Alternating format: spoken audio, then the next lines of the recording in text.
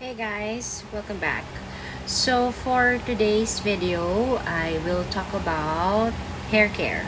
So this will be like a new segment in my channel, and the reason behind why I came up with this is because I don't think a lot of people know that I had professional training with L'Oreal Professional here in the Philippines. So I know how to do hair color, rebond, digital perming, stuff like that.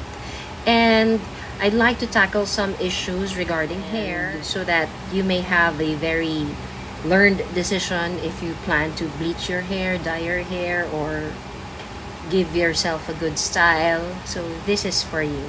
And ever since actually I had that training from L'Oreal, I was able to grow my hair this long because it usually breaks. I didn't know or I didn't have any idea about hair care, and my hair is basically really thin, and I thought for a while that my hair was thin and straight. So the topic about hair care for today is very simple.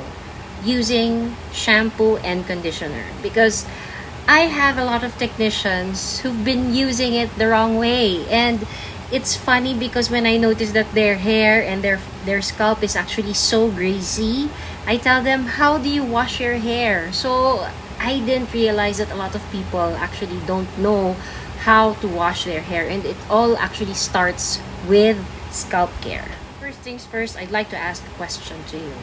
When you wash your hair, do you use warm or cold water? Think about your answer.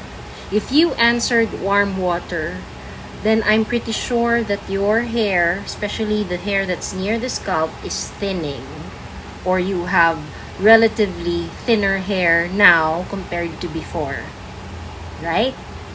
So the reason why I ask you that is it is actually a recommendation that when we wash our hair, we should be using tap water or cold water or just regular water, not the heated water. I will just explain to you a very simple reason why it's better to use cold water than hot water, okay? So just imagine your face. Your face has pores. And when you use cold water on this side, you would notice that the pores become smaller. And when you put warm water or hot water on this side, your pores become larger. So it's the same thing with your scalp. So what happens if your pores become smaller or your pores become bigger?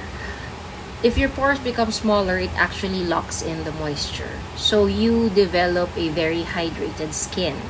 But however, if your pores are bigger, the water in your skin somehow evaporates more, leaving you with skin that's not as plump or as healthy looking as it should be. So I'm sure you're going to tell me that, but Jean, it's so cold here.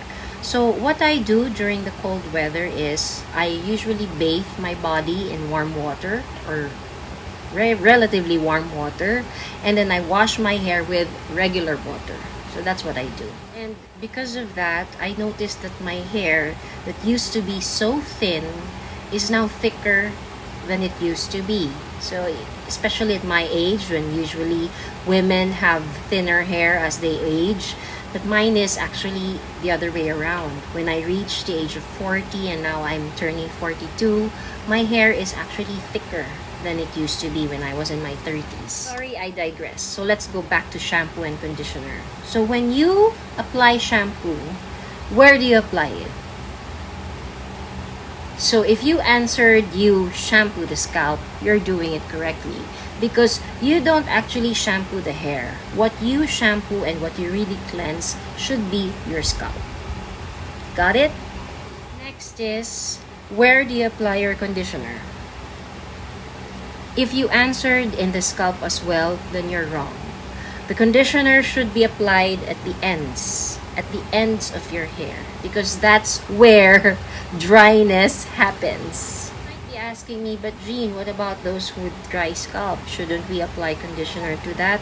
Well, actually, you have two options for that. One is stop using warm water in your hair to wash your hair, because again, you could also develop dry scalp because of that. And two, you should have a regular hair spa. because having a regular hair spa actually conditions and nourishes your scalp at the same time.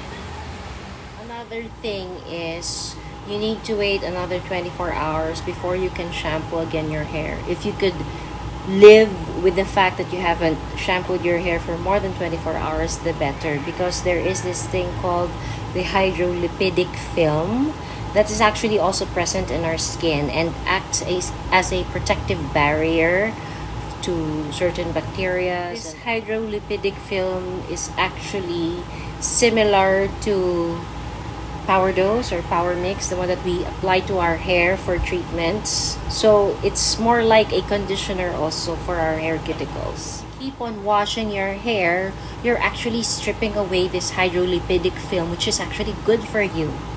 In some countries, actually, they don't shampoo their hair every day because I think it's a temperature and all. But here in the Philippines, it's a must that we take a bath every day, and therefore a lot of us also shampoo every day. Now, it's what I'm saying is I'm recommending, highly recommending that you shampoo your hair at least after another 24 hours from the last time that you shampooed. So I hope that I was able to help you in doing it the right way, to apply shampoo and conditioner to your hair. And let me know in the comment section if your hair has ever improved after this. Thank you so much for watching, and I'll see you in my next vlog. Don't forget to like this video, share it, and subscribe to my channel. Bye!